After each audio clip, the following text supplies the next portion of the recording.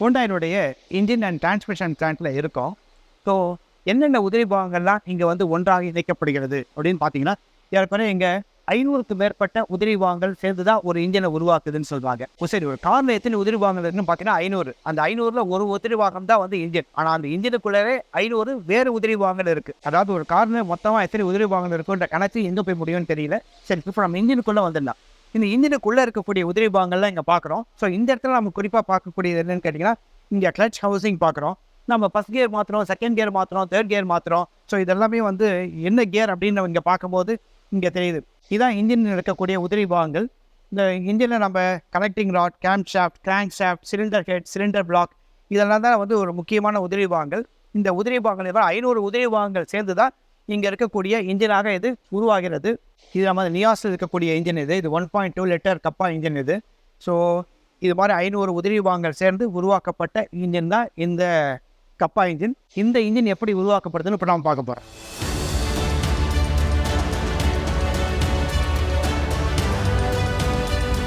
இப்போ நம்ம இன்ஜின் ஷாப்புக்கு போகிறோம். இந்த இன்ஜின் ஷாப்பில் எப்படி இன்ஜின்களை அவங்க உற்பத்தி பண்ணுறாங்கன்னு நம்ம பார்க்கலாம்.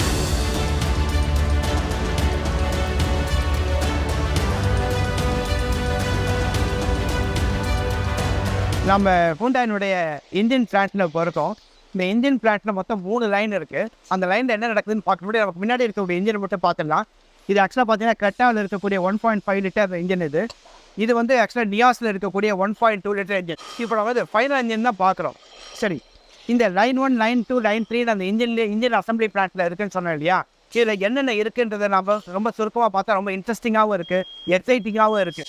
ஏறக்குறைய பார்த்தீங்கன்னா இது அம்யூஸ்மெண்ட் பார்க் மாதிரியே நமக்கு இருக்குதுன்னு சொல்ல முடியும். ஸோ இந்த லைன் 1ன்றது ஒரு இன்டீரியர், அதாவது இன்ஜினுக்குள்ளே இருக்கக்கூடிய பாகங்கள்லாம் அந்த அசம்பிள் செய்யப்பட்டு, லைன் 2ல் இன்ஜினுக்கு வெளியில் இருக்கக்கூடிய பாகங்கள்லாம் பொருத்தப்படுது. லைன் 3ல் எகைன் இன்னும் இன்ஜினுக்கு வெளியில் இருக்கக்கூடிய எக்ஸ்டீரியர் பார்ட்ஸ் பொருத்தப்படுது. இதில் வந்து எந்த காருக்கான இது 1.2 லிட்டர் இன்ஜினா, 1.5 லிட்டர் இன்ஜினா, டர்போ இன்ஜினா, இதெல்லாம் எங்கே முடிவாகுது, இது எப்படி எந்த லைனில் வருது, எந்த சீக்வன்ஸில் வருது, இது எல்லாமே ஒரு மிஸ்டீரியஸாக இருக்குது இல்லையா? இது எல்லாத்துக்குமே விட எங்கே இருக்குதுன்னு கேட்டிங்கன்னா, இந்த மேனேஜ்மெண்ட் இன்ஜினியரிங் சிஸ்டம்ன்ற இங்கே இருக்கக்கூடிய அந்த சிஸ்டமில் தான் இருக்குது. ஸோ உதாரணத்துக்கு இந்த ஸ்டேஷன் எடுத்திங்கன்னு வச்சுங்களேன், இந்த மானிட்டர் வந்து ஒரு ஆப்ரேட்டருக்கு உதவியாக இருக்கக்கூடிய மானிட்டர் இது. இந்த மானிட்டர் என்ன சொல்லுதுன்னு கேட்டிங்கன்னா, இப்போ இங்கே இருக்கக்கூடிய இன்ஜின் இது நியாஸ் இன்ஜின் இது. நியாஸ் இன்ஜினில் சிஎன்ஜி இன்ஜின் இது, குறிப்பாக சொல்கிற சிஎன்ஜி இன்ஜின். இந்த சிஎன்ஜி இன்ஜினில் இதை பார்த்தீங்கன்னா இந்த இடத்துல இந்த இன்ஜின் நம்பரே இங்கே டிஸ்பிளே ஆகிடுது. ஸோ இங்கே ஃப்ளைவீல் பொறுத்து போகிறாங்க. இந்த ஃப்ளைவீலை பொறுத்தறதுக்கு என்ன வகையான போல்ட் வேணுன்றதையும் அது டிஸ்பிளேயோட காட்டுது. ஸோ அதற்கான போல்ட் தான் இங்கே இருக்குது. அது லைன் 1 முடிஞ்ச பிறகு லைன் 2க்கு வரும்போது இதில் இருக்கக்கூடிய எக்ஸ்டர்னல் பார்ட்ஸ் எல்லாம் இருக்கு இல்லையா, ஒரு ஆயில் பம்ப் இந்த மாதிரியான விஷயங்களை இவங்க சேர்க்குறாங்க. அதாவது இந்த தேர்ட் லைனில் வரும்போது, இந்த லைன் 3க்கு வரும்போது இப்போது இந்த ஃப்ளைவீல் மாதிரியான சமாச்சாரங்களை இங்கே திரும்ப சேர்த்து ஒரு முழு இன்ஜினாக இங்கே வெளிவருது. இப்போ நம்ம பார்த்துட்டு இருக்கிறது வந்து ரோபாட்டிக் விஷன் சிஸ்டம்.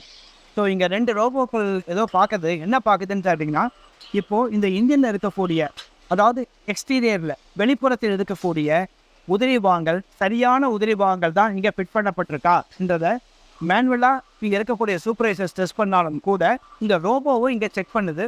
செக் பண்ணி இங்கே இருக்கக்கூடிய பேனலில் இது கரெக்டான உதிரி பாகங்கள் தான் இந்த இன்ஜினுக்கு தேவையான, அதாவது 1.5 லிட்டர் தேவையான, 1.2 லிட்டர்ஸ் தேவையான, இந்த டர்போ இன்ஜினுக்கு தேவையான, இந்த மாதிரி தேர்ந்தெடுத்து இந்த இன்ஜினுக்கு தேவையான இந்த உதிரி பாகம் தான், சரியான உதிரி பாகம் தான் இந்த இன்ஜினில் பொருத்தப்படுதுன்றதை இந்த ரோபோ வந்து என்ஷூர் பண்ணுது. என்ஷூர் பண்ணது மட்டுமல்ல, இந்த ரிப்போர்ட்டையும் இங்கே இருக்கக்கூடிய இந்த திரையில் வந்து அது காட்டுது.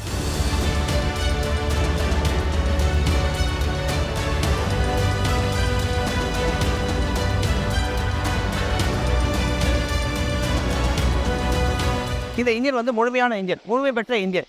இந்த இன்ஜின் சரியாக செயல்படுதா, இதில் செயல்பாடு கரெக்டாக இருக்கா, எப்படி டெஸ்ட் பண்ணுறது?